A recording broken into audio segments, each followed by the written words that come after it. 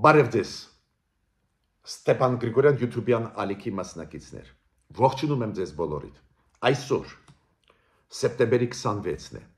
մենք շարունակում ենք մեր աշխատանքը, ես շատ շնորհակալ եմ, որ դուք ակտիվ եք, բաժանորդագրվում եք, կիսվում եք, լայքում եք, աջակցում եք մեր ալիքին, անչափ կարևոր աշխատանք ենք մենք կատարում, ժամանակը ցույց է տալիս, որ մենք շատ ադեկվատ ենք, մենք միշտ գլխավոր թեմաներն ենք շոշափում, այս թեմաներից է կախված մեր անվտանգությունը, մեր ապագան, ուրեմն շարունակենք աշխատել ակտիվ իրար հետ, ուրեմն այսօր ես կխոսեմ Իլհամ Ալիևի, Ադրբեջանի նախագահի ելույթի մասին ՄԱԿ-ի ամբիոնից, ի վերջո ՄԱԿ-ում գնում է 80-րդ ՄԱԿ-ի գլխավոր վեաժողովի նստաշրջանը, կարևորագույն մեծ ֆորում, համաշխարհային ֆորում, որտեղ որ հավաքվում են գրեթե բոլոր առաջնորդները, գրեթե բոլոր երկրների, մեծ process, մեծ խոմարումներ, դեր Հայաստանից այնտեղ գտնվում է Արարատ Միրզոյանը, արտգործնախարարը, ես չգիտեմ կմեկնի, միգուցե որոշված է, որ Նիկոլ Փաշինյանը կմեկնի մոտորերս, բայց գնում է մեծ process, որին պետք է ուշադիր հետևենք, երեք ես մի քանի զարգացումներ այս ՄԱԿ-ի գլխավոր ասամբլեայից վեաժողովից ասացի, այսօր կխոսեմ Իլհամ Ալիևի ելույթի մասին, կարևորության, կարևորագույն կետերի մասին, ու պարզ է կխոսեմ Նիկոլ Փաշինյանի այցելության մասին Մոսկվա, ինձ համար պարզ դարձավ, ինչու ինքը ոչ թե ուղղակիորեն գնաց ՄԱԿ-ի գլխավոր վեաժողով, այլ գնաց դեր Մոսկվա, ինձ համար դարձավ պարզ, Ռուսաստանը օգտագործեց այդ լծակը, էներգետիկայի լծակը Հայաստանի վրա ու բերման ենթարկեց մեր վարչապետին Մոսկվա, հիմա սկսում ենք մեր աշխատանքը, ուրեմն Իլհամ Ալիևը ունեցավ ելույթ գլխավոր աշխարհի քաղաքական ամբիոնից, գլխավոր ՄԱԿ-ի վեաժողովի ասամբլեայից, ինքը նշեց այդ ելույթում, որ շատ կարևոր է խաղաղության համար, որ հաստատվի կայուն խաղաղություն ռեգիոնում մեր, շատ կարևոր է, որ կոմունիկացիաները բացվեն տարածաշրջանում։ Դրա հետ վիճել անիմաստ է, իրոք համագործակցությունը, ճանապարհների բացումը, կոմունիկացիաների բացումը միշտ օգնում են խաղաղության հաստատման, ավելի կայուն են դարձնում իրավիճակը։ Ինքը նաև շատ գոված Վաշինգտոնյան պայմանավորվածությունները, որոնք ձեռք են բերվել, հիշում եք, Հայաստան, Ադրբեջան, Միացյալ Նահանգները Թրամփի միջնորդությամբ օգոստոսի 8-ին այս տարվա։ Ու ինքը ասեց Թրամփի միջազգային խաղաղության եւ բարգավաճման ուղին շատ կարևոր ծրագիր է ու կապահովի այդպես կոչված Զանգեզուրի Միչանսկի կայուն աշխատանքը եւ այլ եւ այլ։ Տեսակ, այստեղ շատ կարևոր տար կա։ Ես երեք ասացի, որ Ադրբեջանի պաշտոնյաները գտնվող Նյու Յորքում սկսեցին օգտագործել այս տրիպ հասկացությունը։ Թրամփի միջազգային խաղաղության եւ բարգավաճման ուղին։ Կարճ այդպես են ասում, տրիպ այս Թրամփի ծրագիրը ու այդ ճանապարհը կոչվում է հիմա Թրամփի ուղի։ Ու չկարողացավ չասել դա Իլհամ Ալիևը։ Դες ես եմ ճիշտը, եւ որ ասում են, որ Միացյալ Նահանգները եկան տարածաշրջան Հայաստանով, ուզում են Սյունիքում օգնել մեզ վերականգնել ճանապարհը, երկաթգիծը Մեղրիի եւ կարգավորել այդ հարցերը կոմունիկացիաների բացման հետ կապված եւ այլ եւ այլ։ Ու ինչքան շուտ մենք դա իրականացնեն, այդքան մեզ համար լավ։ Քանի որ միայն միջամտությունը Թրամփի բերեց նրան, որ Ալիևն էլ ստիպված է այդ ճանապարհը անվանել Թրամփի ուղի ճանապարհ։ Հա, առանքում մտցրեց Զանգեզուրի Միչանսկ բառը, բայց որակական փոփոխություն է։ Ինձ հավատացեք, այդ տերմինոլոգիայի բառերի օգտագործումը ոչ պակաս կարևոր է դիվանագիտությունում։ Ինչ տերմիններ ես դու օգտագործում։ Հիմա ինքը նաև գնահատեց Վաշինգտոնում երկկողմ բանակցությունները Իլխամ Ալիև, Դոնալդ Տրամփ։ Կոպիտ ասած ինքը գնահատեց նաև երկկողմ հարաբերությունների զարգացումը Միացյալ Նահանգների հետ որպես պատմական, ինքը ասեց, որ Դոնալդ Տրամփը բաց է, որ Ամերիկա-ադրբեջանական հարաբերությունները անցնեն ռազմավարական մակարդակի։ Իլխամ Ալիևը նաև հանդրադարձավ կարևորագույն մեզ համար էլ այսօր էլ հարցին, ինքը ասեց, որ շատ բարձր է գնահատում, որ Դոնալդ Տրամփը կասեցրեց կամ սառեցրեց իրականացումը, հիշում եք, ազատության աջակցության մասին Միացյալ Նահանգների օրենքը, որտեղ որ 907-րդ հոդվածը ընդունված էր։ Դուք հիշում եք 1992 թվին սանկցիա կիրառեց Միացյալ Նահանգները Ադրբեջանի դեմ, քանի որ իրանք ուժով ուզում էին լուծել պատերազմով Լեռնային Ղարաբաղի հարցը։ Ու Միացյալ Նահանգների սանկցիան ինչով է արտահայտվել։ Ազատության աջակցության մասին օրենքում 907-րդ բանաձև ընդունվեց։ Այս 907-րդ բանաձևը արգելում է այսօր էլ Ադրբեջանին ստանալ զենք Միացյալ Նահանգներից ռազմավարական համագործակցություն հաստատել։ Ու Ալիևը շնորհակալություն հայտնեց Տրամփին, որ սառեցրեց դա կամ կասեցրեց աշխատանքը, բայց ես պետք է ասեմ, որ դա սկսվեց վաղուց է, դեր Ջորջ Բուշի ժամանակ 2000, եթե չեմ սխալվում, 1 թվից։ Ուրեմն ստեղ ուղղակի սիրաշահում էր Տրամփին Իլխամ Ալիևը, բայց ինչն է ստեղ կարևոր ինձ համար, որ Ալիևը հասկանում է, որ այդ բանաձևը 907-րդ խոչընդոտ է Ալիևին ստանալ Ամերիկայից զենք զինամթերք։ Դա է պատճառը, որ ինքը հատուկ ՄԱԿ-ի ամբիոնից ասեց, որ մենք գնահատում ենք, որ դա process-ի մեջ է այդ բանաձևի չեղարկումը։ Բացի դրանից ինքը ասեց նաև պատմական քայլ կլինի, եթե կոնգրեսը դա չեղարկի։ Դες պարզ է, այդ օրենքը դա լիազորությունների մեջ Տրամփի չի մտնում, օրենքը պետք է փոխի կոնգրեսը։ Ես այս հատվածը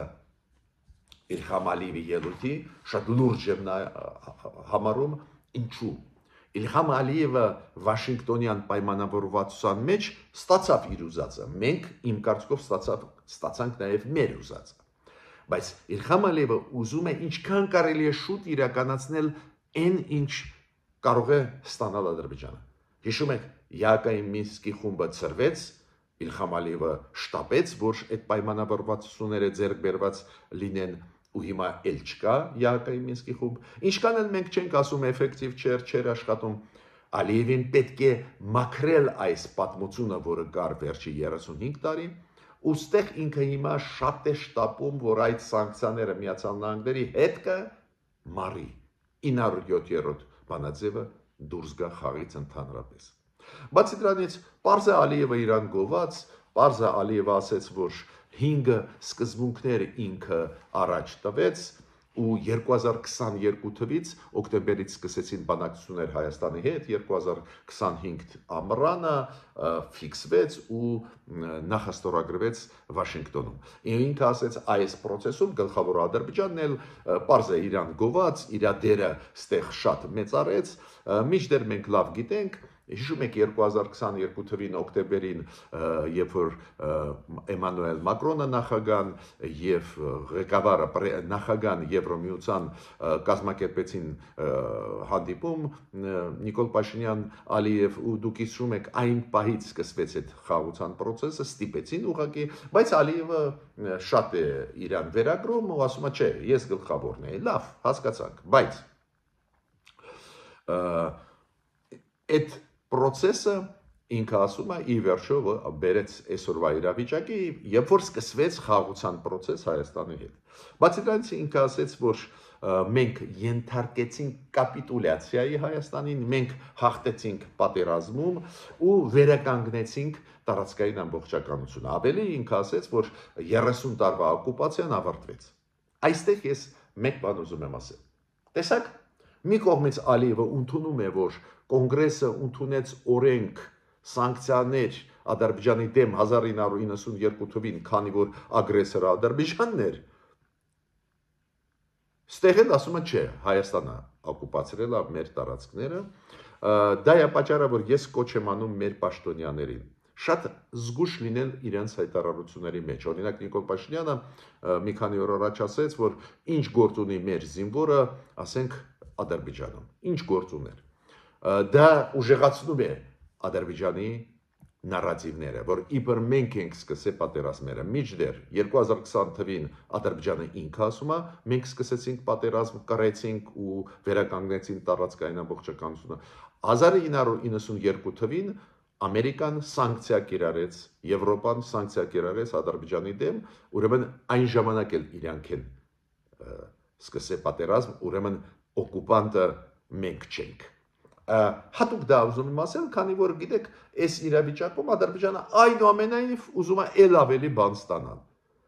Այնուամենայնիվ էլի ուզում է ասել, որ չէ, Հայաստանը մեղավոր է, մենք էլ լավն ենք ադրբեջանցիք։ Պարզ է, որ նաև Ալիևը դրական մեսեջներ ուղարկեց, ասեց, որ մենք ուզում ենք նոր էջ բացենք Հայաստանի հետ հարաբերությունների մեջ, դու այդ դրական մեսեջներն էլ պետք է գնահատենք, բայց ցանկացած դեպքում ինքը ասեց, որ մենք հաղթել ենք, մենք կապիտուլյացիայի Հայաստանին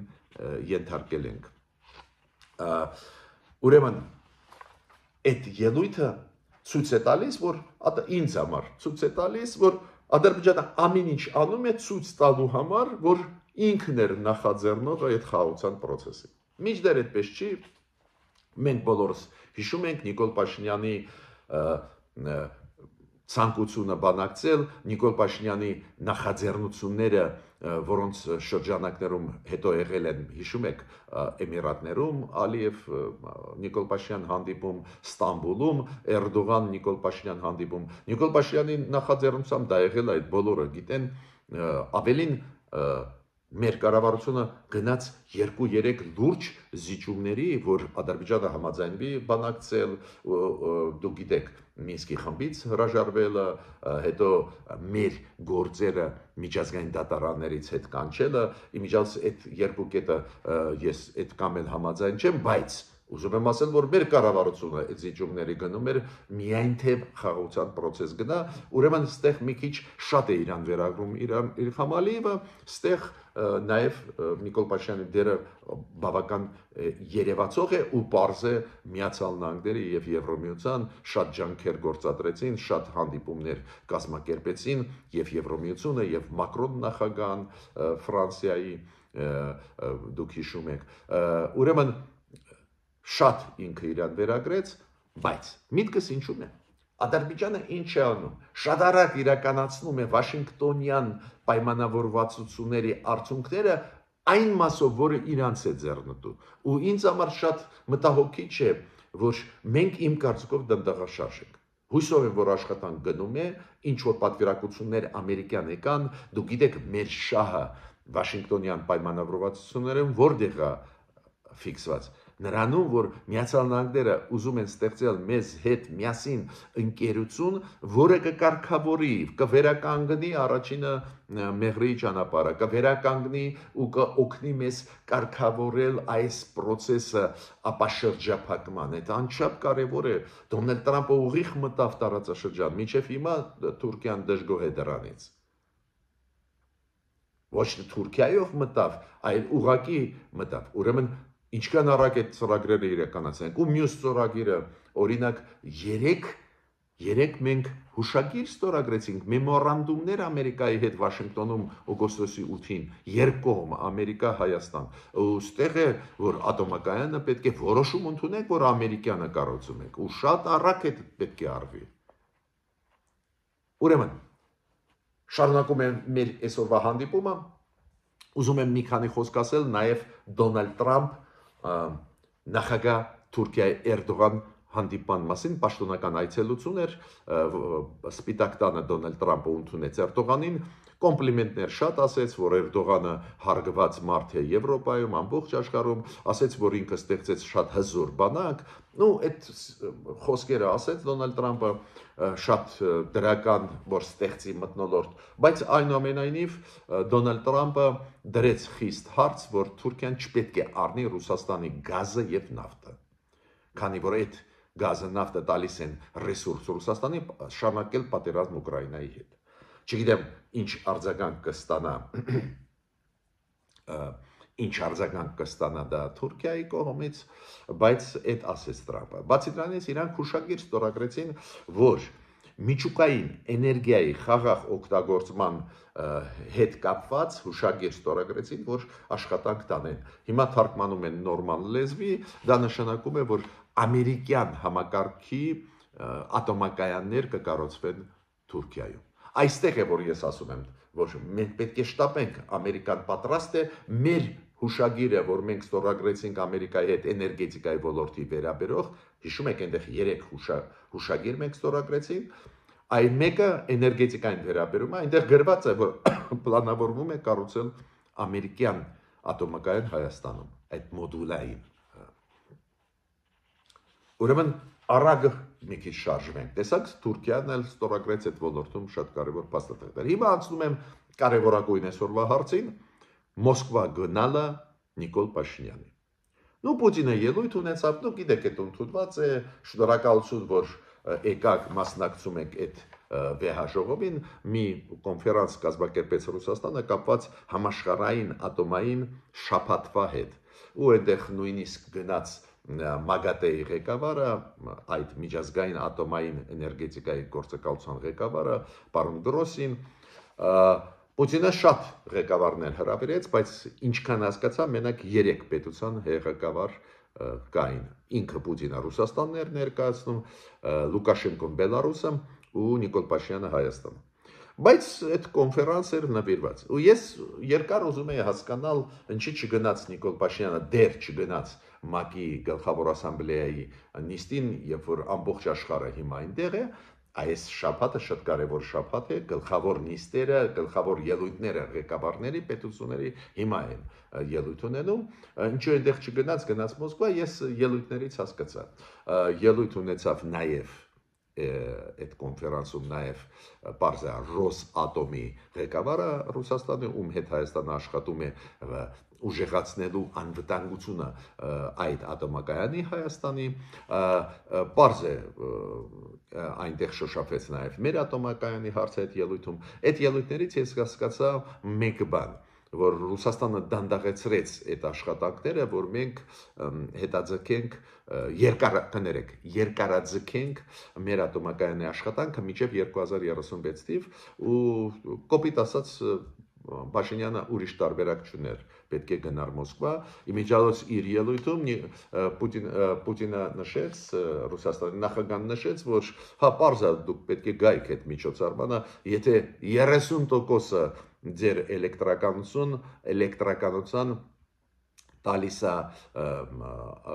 մեր ատոմակայանը, ուրեմն դուք պարզե պետք է գայք Մոսկվա, Պուտինը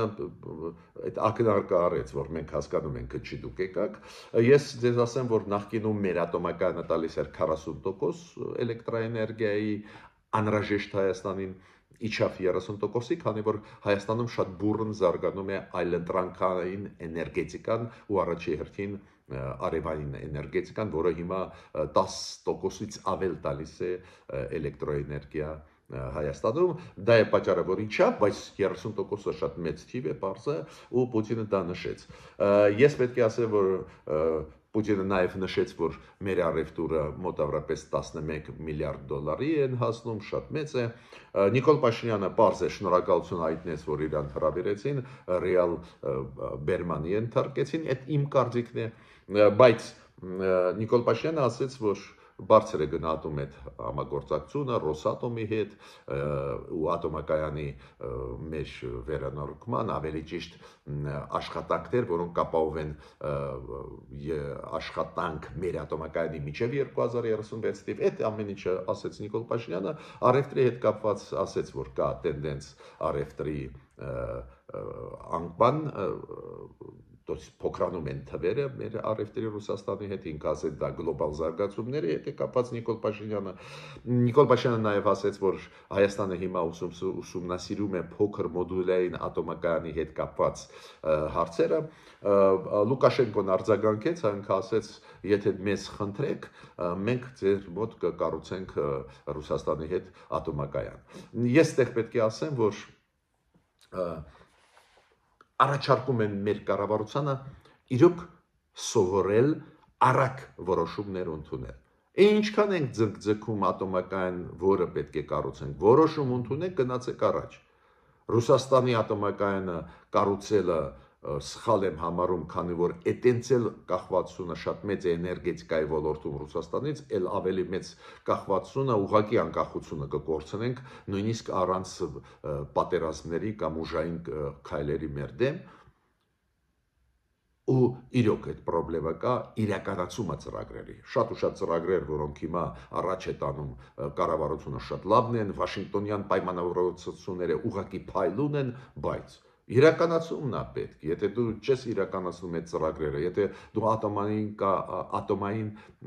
կայանը Ամերիկայի համակարգով չես բերում, չես այլընտրանքներ ստեղծում էներգետիկայի ոլորտում, կամ եթե դու առակ չես վերականգնի մեղրի երկաթգիծը, կստացվի այդպես, որ ստեղից դրականը ստացավ միայն Ադրբեջանը, իր մասով մեկ, մեր մասով բան չենք ստացել։ Ավարտեցի իմ ելույթը, խնդրում եմ բաժանորդագրել, կիսվել, լայքել, մենք շարունակում ենք ակտիվ մեր աշխատանքը։